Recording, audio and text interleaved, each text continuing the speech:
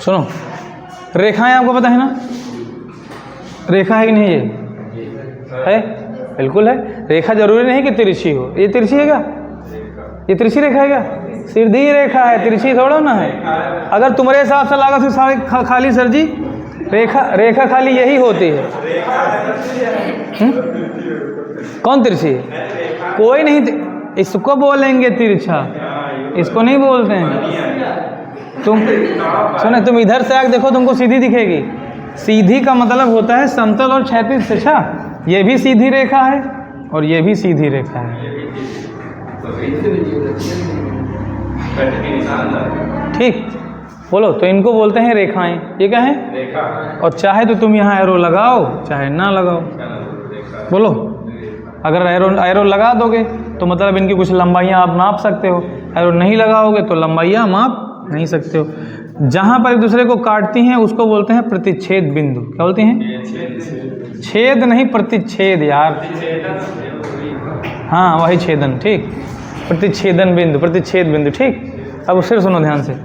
और जिस बिंदु पर एक दूसरे को काटती हैं उसको ओ से लिख देते हैं या सी से लिख देते हैं, कोई भी नाम दे देते हैं। हाँ, ओरिजिन। अब उसके बाद में देखिए ध्यान से, हमने मान ली ये ए बी रेखा है, कौन सी है? और ये है सी डी। बस।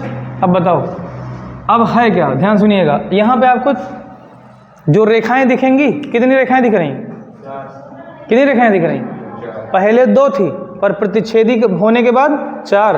एक ये, एक ये, एक ये, एक ये। अब 4 रेखाएं हैं और उनका जो कोण बनाने का जो ओरिजिन है वो एक ही जगह है, यही है। तो एक कोण ये बनेगा, एक कोण ये बनेगा, एक कोण ये बनेगा और एक कोण ये बनेगा। कितने कोण बन गए? 4 कोण। समझ गए? और जो आमने सामने के कोण हैं इन्हीं को बोलते हैं शीर्षाभिमुख कोण। क्या बोलते हैं? ये कोण एक दूसरे का शीर्षाभिमुख है। ये कोण एक दूसरे का शीर्षाभिमुख कोण है। अगला शब्द जो बोल रहे हैं ध्यान सुनना। अगर 2 रेखाएं, समतल में स्थित 2 रेखाएं एक दूसरे को प्रतिच्छेद करती हैं तो उनके बीच में बनने वाले शीर्षाभिमुख कोण आपस में बराबर होते हैं। क्या होते हैं? अगर ये 60 डिग्री का होगा तो बिना कुछ सोचे सामने वाला कितना होगा? 60 ही होगा। अगर ये 70 है तो ये कितना होगा? समझ गए? पहले सुनो तो, हम अजीब आदमी यार। हम अगर की बात कर रहे हैं, आमने सामने की बात कर रहे हैं, हम जोड़ के थोड़ा ना बतावा है। और तुमका क्या लगा कि हमका नहीं पता 360 के का हाथ है? नहीं, तुमका क्या लगा था कि हमका नहीं पता है कि ई के चारों मिला के 360 नहीं हुआ? ऐसा लग रहा है क्या? हमका नहीं पता था, लेकिन अब भी जाने पावा। क्या जाने। चलो, तो हमारे ज्ञान में इजाफा करने के लिए आपका जो है धन्यवाद। क्या? इधर सुनो, समझ पाए? इधर देखो, यहाँ सिंगल लाइन है, यहाँ सिंगल लाइन है, यहाँ डबल लाइन, यहाँ डबल लाइन। तो डबल लाइन इंगित करती है कि आमने सामने कोण बराबर है, तो शीर्षाभिमुख कोण आपस में सदैव बराबर होते हैं। क्या रहेगा? नहीं। और अगर चारों शीर्षाभिमुख कोण जोड़ लोगे तो टोटल कितना आएगा? According to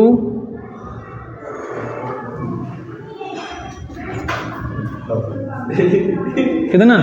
360। इनके अकॉर्डिंग अभी के हिसाब से, पर ये अनादिकाल से चला आ रहा है। अच्छा, समझ पाए? तो अगर चारों शीर्षाभिमुख कोण जोड़ लोगे तो उसका टोटल कितना आएगा? 360। कितना आएगा? कितना आएगा? 3। ध्यान सुनिएगा, हम आपसे कहें कि ये है 60 डिग्री, तो ये कितना होगा? 60 डिग्री। बाकी बचे वाले आप बता सकते हो? 40 बता रहा है। 360 में से 120 तो खर्च हो गया। बोलो ना, अभी दिमाग दे रहे हैं, खुदे गलत बता रहे हैं। 360, इधर सुनो, पूरा चारों मिला के कितना? 360। 60 120 ओके है। अब 360 से 120 माइनस करो, कितना बचा? और 240 जो आया है वो दोनों को आधा आधा दे दो, 120। समझ गए? बोलो, तो शीर्षाभिमुख कोण निकालने का ये तरीका होता है। क्वेश्चन आता है मेरे भाई, इस पे बिना पेन रखे लोग लगाते हैं। समझ पाए? जिनके दिमाग में सारे कॉन्सेप्ट क्लियर होते हैं वो पेन वेन नहीं रखते हैं, वो सीधा बता देते हैं। अब बताओ 60। अब हम खाली इतना दे दें, हमने कहा आपके पास 2 प्रतिच्छेदी रेखाएं हैं जिनमें से एक कोण 60 डिग्री है, बाकी बचे वाले कितने डिग्री नहीं बता पाओगे, क्योंकि सर जी 60 ये है तो 60 ये भी होगा, और 60 120 हो गया, तो 360 में से 120 माइनस कर देंगे, कितना बचेगा? 240। और 240 में दोनों को आधा आधा बांट दो, बस। इसीलिए इनको क्या बोलते हैं? शीर्षाभिमुख कोण। और इसीलिए काम फेवरेट मानी रहा है, क्योंकि एक कोण पता चल रहा है, बाकी हम निकाल ले रहे हैं। हमारी क्लास में कौन नहीं निकाल पा रहा है, इसलिए हम हीरो रहनुमा। ठीक, सुने, करो फटाक से सुनो। कोण बताने के लिए सिंबल लगाना पड़ता है। जहाँ से शुरू हो उसका नाम लिखना पड़ता है। फिर ये चले गए, यहाँ पे पहुँचे, जिस एंगल का नाम बताना होगा, जैसे इसका बताना है तो फिर यहाँ चले आएंगे। तो एंगल AOD बराबर क्या होगा? अल्फा।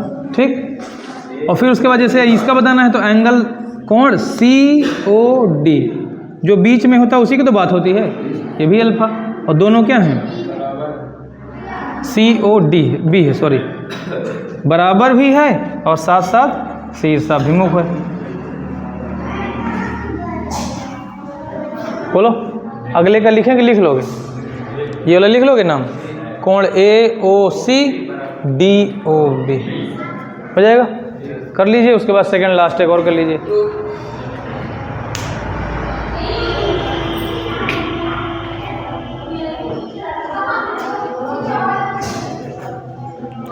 एक और करना है बस, उसके बाद ओके, खत्म। ठीक, फिर हम लोग कहाँ पहुँचेंगे? त्रिभुज पर। कहाँ पर पहुँचेंगे?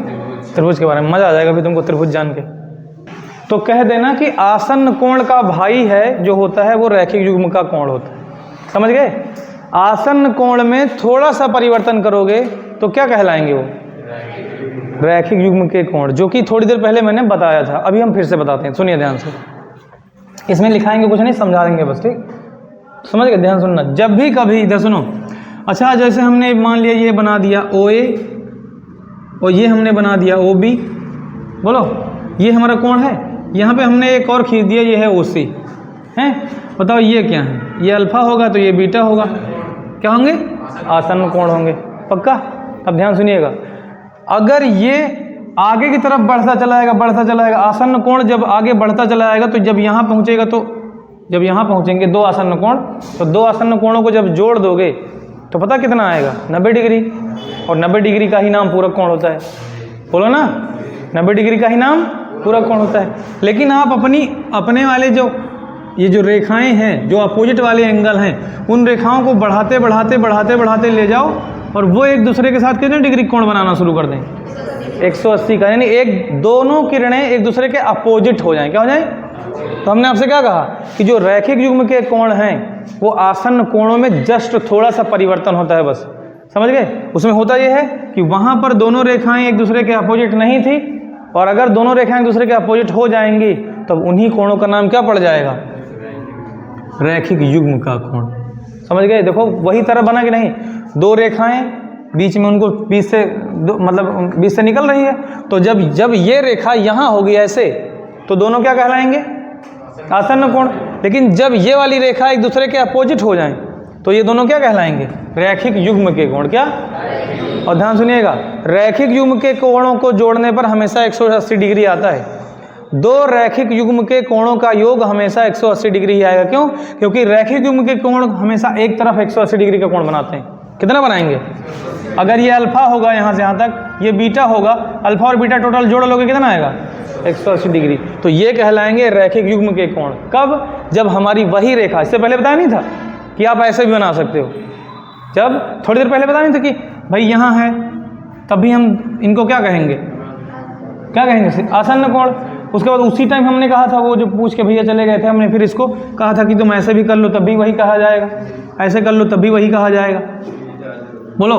लेकिन जब अपोजिट हो जाएगा, जब 90 पर होगा तो पूरक। बोलो। जब 90 के अंदर होगा तो दोनों क्या कहलाएंगे? आसन्न कोण।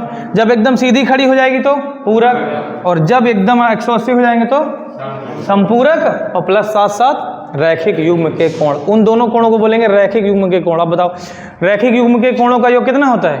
180 डिग्री। बस काम खत्म। ये देखो, अगर हम आपसे कहें अल्फा और बीटा जोड़ो, कितना आएगा? 180 डिग्री आएगा। ठीक, एक बात बताना, हम आपसे कह रहे हैं ये 40 है, तो ये कितना होगा? 140, क्योंकि टोटल 180 होता है, एक तरफ टोटल 180 होता है, 40 हो ही गया, कितना होगा? 140। हम आपसे कह रहे हैं इस तरफ कितना है, हम यहाँ करें अल्फा प्लस बीटा बराबर कितना होगा? 180, क्योंकि रैखिक युग्म के कोण है। हम आपसे कहें बताओ ये कितना होगा? 180, क्योंकि सर जी रेखा जो होती है वो अपने एक तरफ 180 डिग्री का कोण बनाती है, दोनों तरफ मिला के 360 का बनाएगी। हमने ऊपर वाले में टुकड़े कर दिए, जब 180 में टुकड़े करोगे तो टुकड़े तो हो जाएंगे 180 के, लेकिन जोड़ने पर तो 180 ही आएगा ना। ये 40 है तो ये कितना होगा 140, ये 10 होता तो ये 170, याद रहेगा। तो ये है रैखिक युग्म के कोण, याद रहेगा नहीं याद रहेगा, बोलो। तो हम कह सकते हैं कि आसन्न कोणों का थोड़ा सा बिगड़ा हुआ रूप रैखिक युग्म कहलाता है, रैखिक युग्म के कोण कहलाते हैं। Okay done. अब आपको पढ़ना है त्रिभुज के बारे में, खटक से इसको बना लो, फिर आप त्रिभुज के बारे में बताते हैं।